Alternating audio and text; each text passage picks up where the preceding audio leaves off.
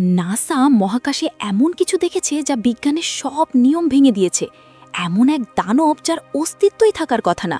James Webb telescope মহাকাশে গভীর অতীতে নজর রাখার সময় একটি সুপারম্যাসিভ ব্ল্যাক হোলের সন্ধান পায়, কিন্তু সমস্যা হলো এটি সূর্যের চেয়ে লক্ষ লক্ষ গুণ ভারী, অথচ এর জন্ম মহাবিশ্বের একদম শুরুর দিকে।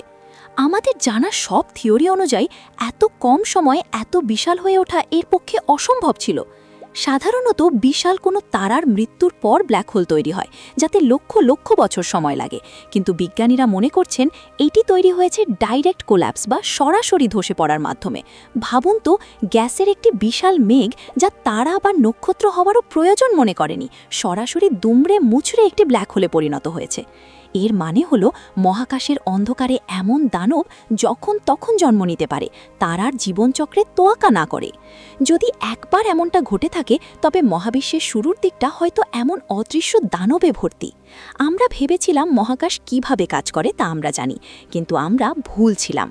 মহাকাশের এমন আরও রহস্য জানতে সাবস্ক্রাইব করুন।